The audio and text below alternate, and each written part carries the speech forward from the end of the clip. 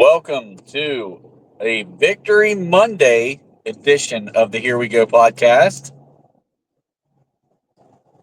We finally got our revenge against the Browns. I know it only been a couple weeks, but it felt like forever. There was so much negativity coming out of that game, both in the fan base and the media.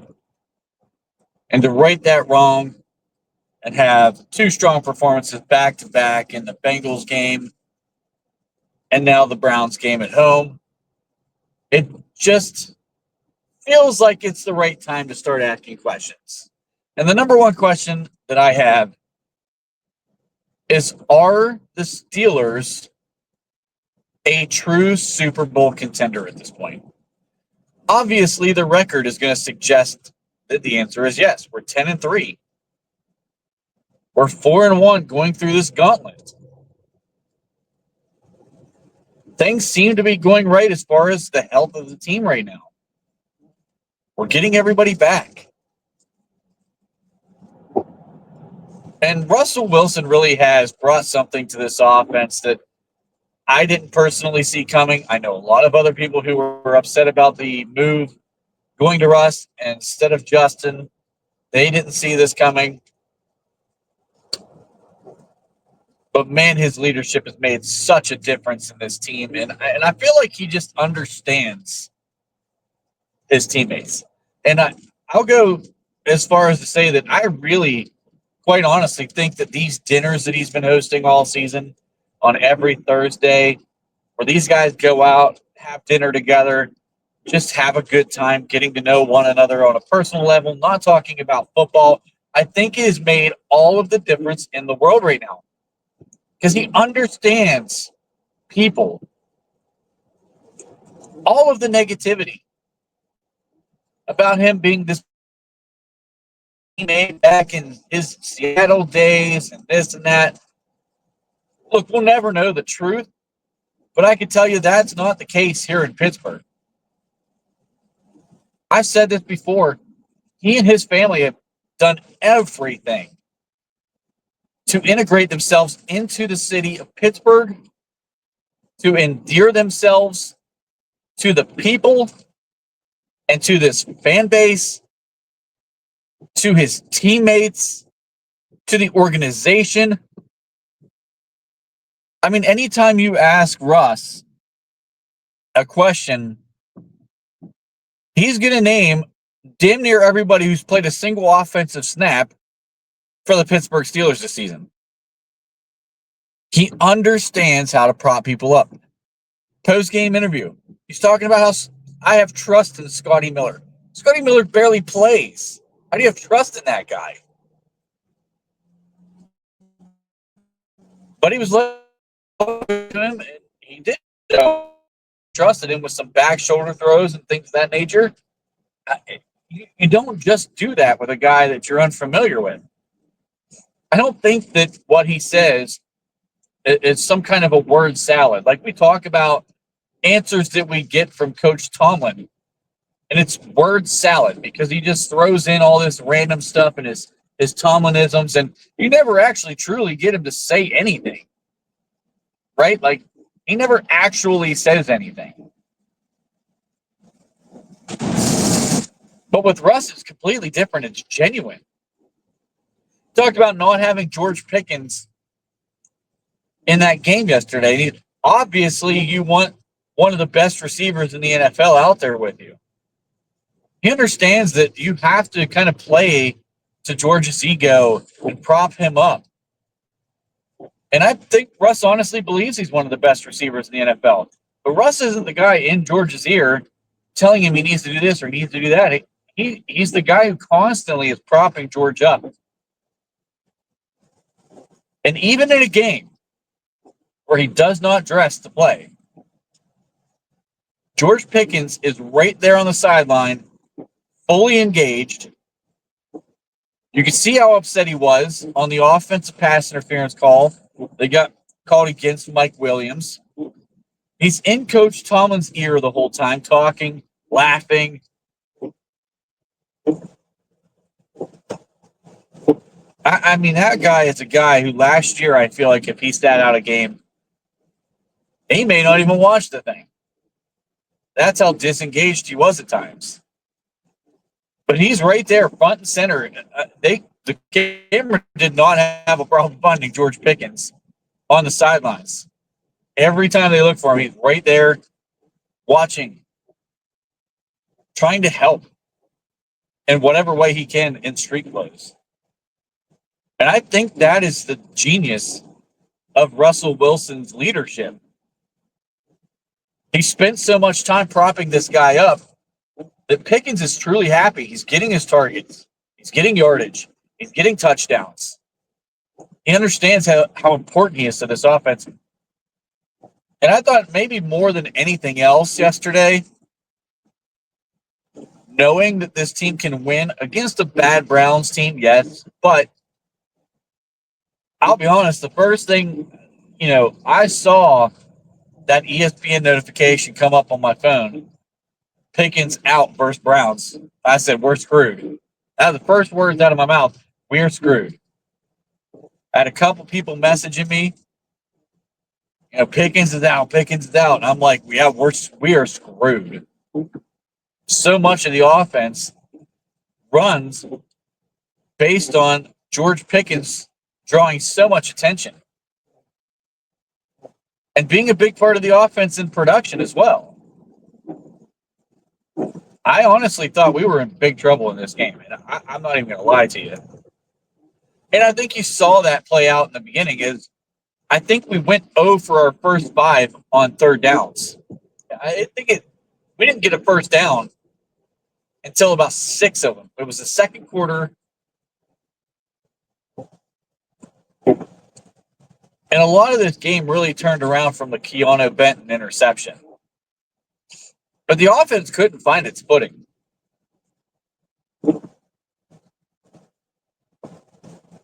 I think the way the offenses move the ball, the way they're putting points on the board, they're starting to solve this red zone kind of issue that they've been dealing with. Things are coming together a little bit. Still don't understand why we keep putting Cordell Patterson out there on third downs, second downs, any downs near the goal line. I mean, Cordell Patterson's a nice player, but he is not better than Najee Harris. He is not better than Jaylen Warren, and he damn sure doesn't need to be a receiver anywhere near the goal line.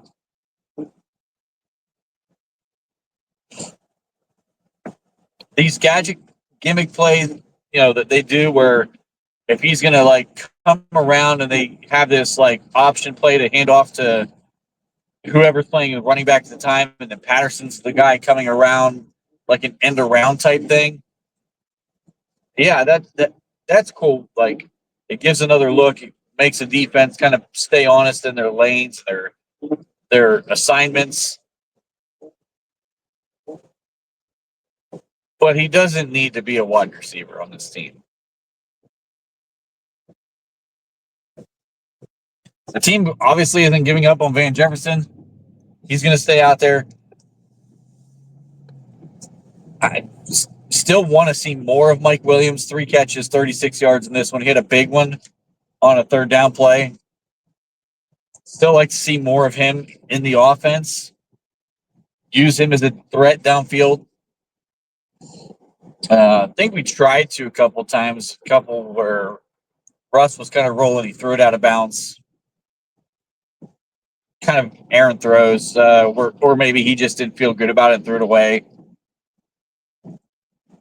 It'll come along. I feel like it's encouraging that he got a few receptions in this one.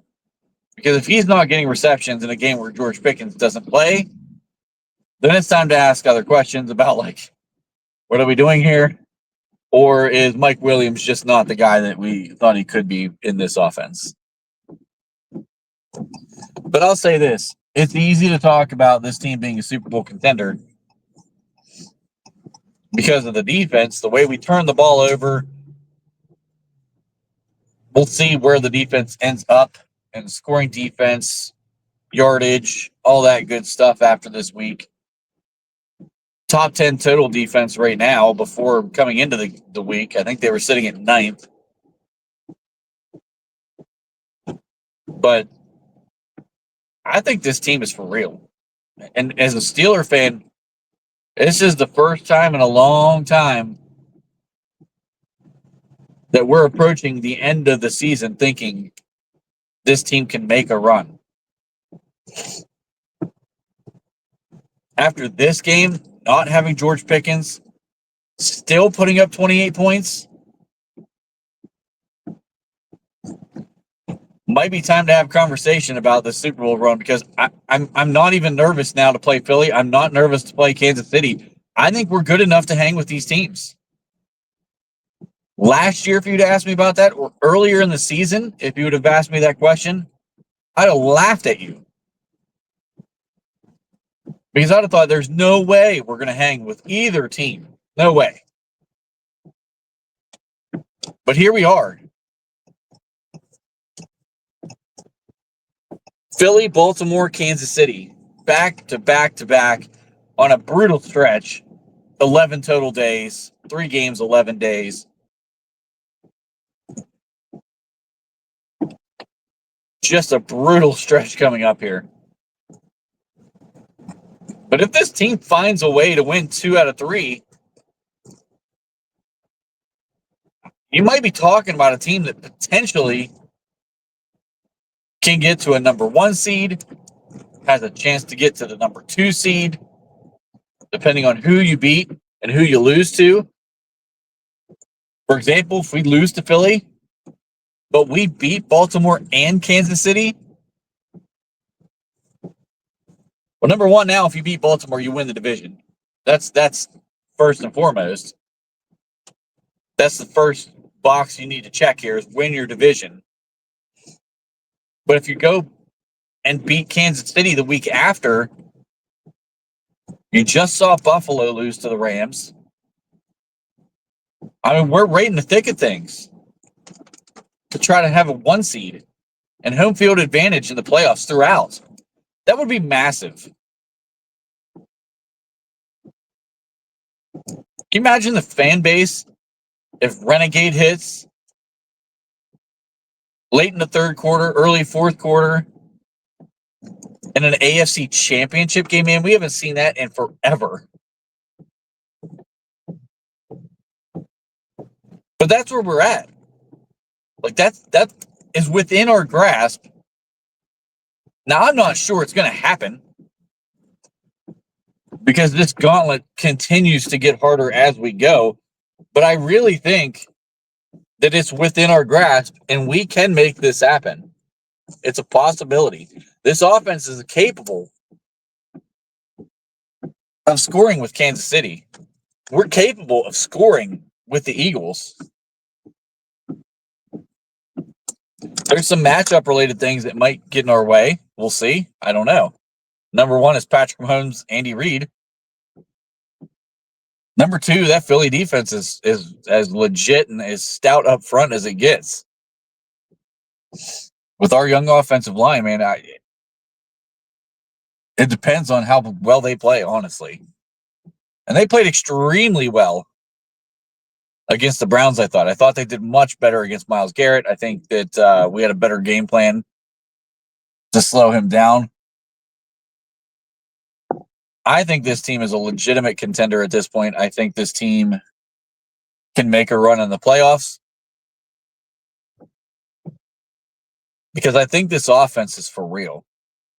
And we know the defense is for real. For all the defensive issues that we've talked about all season long, they're living and dying with turnovers, but guess what? They're getting the turnovers. 2 more interceptions last week. Tiana Benton with a phenomenal play, which honestly I think was Beanie Bishop getting in the face of Jameis. Great play call on that. I mean, you blitz your slot corner to the same side that the screenplays ran to, and Beanie does a great job of just getting up in the air and in the face of Jameis and not giving him time. And it made Jameis kind of almost like double clutch that ball just long enough to let Benton get there. And Benton does a great job reading that right away and getting out there. and making a play on the ball. If those three factors don't play out the way they did, that screenplay probably looks vastly different. If Beanie doesn't get in the face, the play call isn't perfect at that moment, and if Benton doesn't recognize and diagnose the play as quickly as he does, I mean, there's no way that's a turnover. Those are so hard to turn over. But it worked out. All three of those were perfect situations. It's exactly what you wanted. Couldn't ask for anything more on that one. The James Pierre thing, it was just a bad throw. But they made Jameis play within himself after that early first drive, or not first drive, but the early drive in the first quarter, where he was playing outside of structure and it was working. Once they contained Jameis better in the pocket, once they really made an effort to make him move the ball downfield and not giving up big plays, that lends to the favor of Jameis being kind of the gunslinger, and he's going to take chances and turn the ball over, and he did. That's exactly what happened.